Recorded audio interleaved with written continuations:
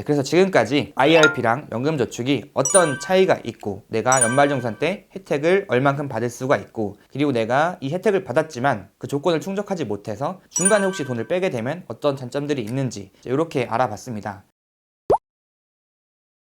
네, 안녕하세요. 금융 알려주는 남자 고백입니다. 이번 영상에서는 IRP랑 연금저축에 대해서 알아보겠습니다. 그래서 일단 이번 영상에서는 IRP랑 연금저축이 어떤 차이가 있고 어떤 세금 혜택이 있고 장단점이 뭐가 있는지 먼저 알아보고, 다음 영상에서 그럼 이 두 개를 내가 어떻게 활용을 해야 돈을 잘 불릴 수 있는지 이런 활용 방법에 대해서 추천을 드리겠습니다. 사실 IRP랑 연금저축은 사람들이 관심이 생기는 시기가 딱 정해져 있어요. 딱 연말정산 시기에 어떻게 하면은 내가 조금 더 돌려받을 수 있을지 고민하시다가 세금 혜택만 보고 딱 가입을 했다가 한 내년이나 몇 년 정도 지나고 나면은 방치를 보통 하시죠. 그런데 사실 이제 연금저축이나 IRP는 방치를 하게 되면 손해로 이어질 수가 있기 때문에 이번에 한번 정확하게 공부를 하시고 내가 앞으로 꾸준하게 활용을 할 수 있도록 하시는 게 좋겠습니다.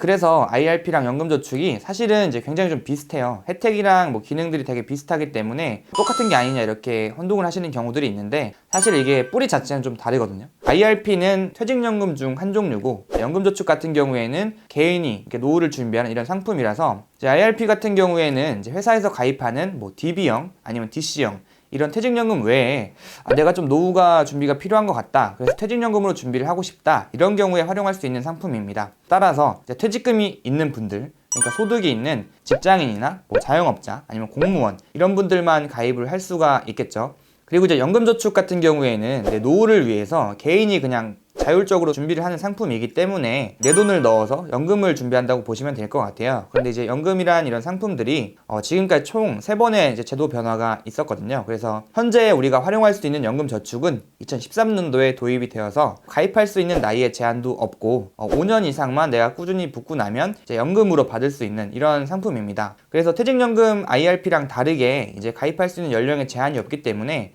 어떤 분들은 자녀를 위해서 미리 가입을 해주시는 경우들도 있어요. 연금저축 말고 주택청약을 통해서 애들한테 한 달에 2만원씩 이렇게 돈을 넣어주시는 경우들도 있는데, 저는 주택청약보다는 연금저축으로 하시는 게 조금 더 효과적이지 않을까, 이렇게 개인적인 생각이 있습니다. 다음으로 장점인 세금 혜택에 대해서 알아볼 건데, 이게 제일 좀 중요하겠죠. 첫 번째는 연말정산 때 조금 더 돌려받을 수 있게 만들 수 있는 혜택 한 가지랑, 두 번째는 나중에 이 돈을 내가 꾸준하게 넣어가지고 불리게 되면, 우리나라는 돈을 벌게 되면 무조건 세금을 내야 되잖아요. 적금을 만기가 돼도 이자 소득세를 내는 것처럼 이런 세금을 내야 되는데, 이런 세금에 대한 부분들을 좀 줄일 수 있거든요. 그래서 지금은 일단 연말정산 혜택을 먼저 말씀드리고, 다음에 받을 때 받을 수 있는 세금 혜택은 두 번째 영상에서 설명드리겠습니다. 그래서 연말정산 때 받을 수 있는 세금 혜택은 사실 내 연봉에 따라서 정해져 있어요. 그래서 연봉에 따라서 받을 수 있는 총 혜택 금액 한도도 정해져 있고, 공제받을 수 있는 비율도 좀 달라집니다. 일단 먼저 한도부터 말씀드리면, 직장인은 연봉이 1억 2천만 원 까지, 그리고 종합소득, 그러니까 사업을 하시는 분들 같은 경우는 1억까지, 연금저축은 400만 원 한도로 공제가 되고, IRP 같은 경우에는 1년에 700만 원까지 공제를 받을 수 있습니다. 1억 2천만 원, 종합소득은 1억이 넘어가는 분들은 연금저축 같은 경우에는 한도가 줄어들어요. 300만 원으로 줄어들고, IRP 같은 경우에는 700만 원까지 공제가 가능합니다. 공제 한도만 보면 IRP가 좋구나 이렇게 생각을 하시는 분들이 있겠죠.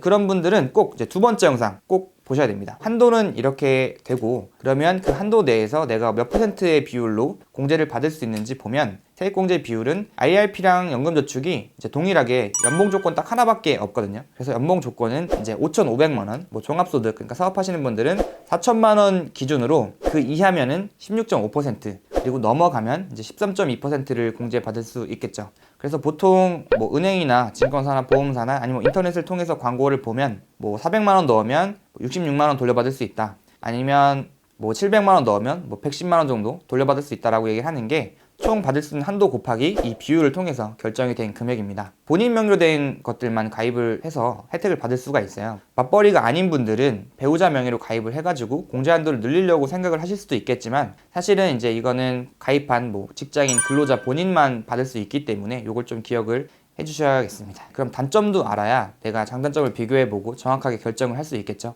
단점이 될 수 있는 것들은 일정 기간 동안에는 무조건 꾸준하게 저축을 해야 돼요. 그래서 IRP랑 연금저축 모두 동일하게 5년 이상 내가 저축을 해야 되고, 그걸 언제부터 받을 수 있느냐, 바로 받을 수 있는 게 아니고 이제 55세 이후부터 매달 정해진 금액으로, 그러니까 모아져 있던 돈을 일시금으로 한 번에 받는 게 아니라 매월 정확한 정해진 금액을 꼬박꼬박 이제 나눠서 받아야 됩니다. 그리고 이제 이렇게 나눠서 받을 때 세금을 좀 내야 되는데, 이 세금은 나이에 따라서 5.5%에서 3.3%까지의 비율로 세금을 내셔야 돼요. 그리고 한 가지 더 중요하게 알고 계셔야 될 단점이 뭐냐면, 세액공제를 사실 해준다는 거는 이제 나라에서 받아야 될 세금을 좀 덜 받고 국민들한테 혜택을 주는데, 이제 그 이유가 뭐냐면, 사실 이제 노후 준비가 잘 안 돼 있다고 우리나라는 많은 기사나 이런 것들을 통해서 확인을 하실 수가 있는데, 그런 내용들을 국민연금이나 아니면 뭐 공무원연금 이런 것들로 완벽하게 이제 커버할 수 없기 때문에 이제 개인이 연금을 준비할 수 있도록 좀 이제 유도를 하는 거죠. 그래서 이거는 내가 좀 혜택을 받았기 때문에 아까 말씀드렸던 55세 이후에 연금을 받기 전에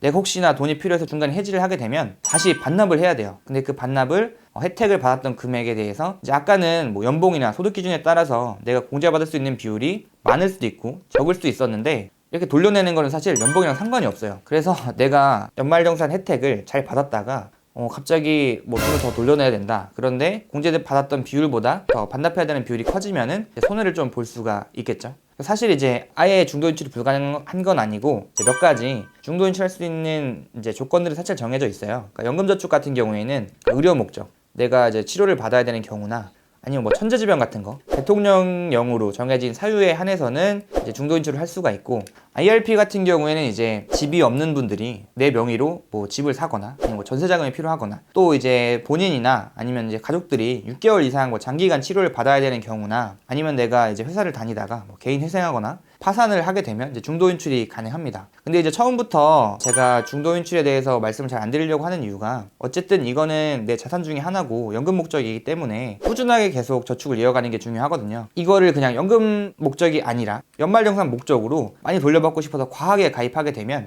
당연히 이게 손해를 볼 수밖에 없기 때문에 이 점을 꼭 주의를 하셔야 됩니다. 이렇게 알았으면 사실 이제 실행을 해야 되잖아요. 그래서 어디 가서 가입을 할 수 있는지 확인을 해보면, 사실 우리가 시중에서 이용할 수 있는 모든 은행, 증권, 보험사에서 IRP랑 연금저축 모두 이제 가입을 할 수가 있습니다.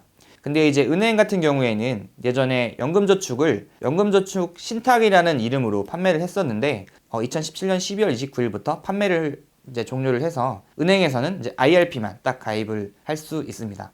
그리고 이제 연금저축은 어떤 회사에 가입을 하냐에 따라서 돈이 굴러가는 방식도 조금씩 달라지고, 이제 IRP나 연금저축은 돈이 굴러가는 방식이 그 장바구니라고 생각을 하시면 돼요. 거기에다가 내가 뭐 펀드를 넣을 수도 있고 ETF를 넣을 수도 있고 이런 형식으로 돈이 굴러가는데, IRP 같은 경우에는 똑같이 연금저축처럼 펀드나 ETF를 넣을 수 있는데, IRP는 여기에 추가적으로 원금 보장이 되는 뭐 예적금, 1금융권 예적금도 넣을 수 있고 2금융권 예금적금도 넣을 수 있어요. 그리고 증권사에서 판매하는 원금 보존형 ELB라는 상품도 이제 담을 수 있습니다. 담을 수 있는 상품의 차이도 좀 있지만 발생하는 비용에도 약간 차이가 있어요. 연금저축 같은 경우에는 내가 뭐 펀드를 담았다, ETF를 담았다, 그러면 그 ETF나 펀드를 이용하는 비용만 지불을 하면 되는데, IRP 같은 경우에는 펀드나 ETF를 이용하는 비용 외에 IRP 자체도 자산 운용을 하는 계좌로 이제 취급이 되기 때문에 그런 자산 운용에 대한 비용도 발생을 합니다. 그래서 이 두 가지 단점을 알고 계셔야 내가 정확하게 처음에 IRP로 시작을 할지 연금저축을 시작을 할지를 알 수가 있기 때문에 이것도 정확하게 알고 계셔야 되겠죠.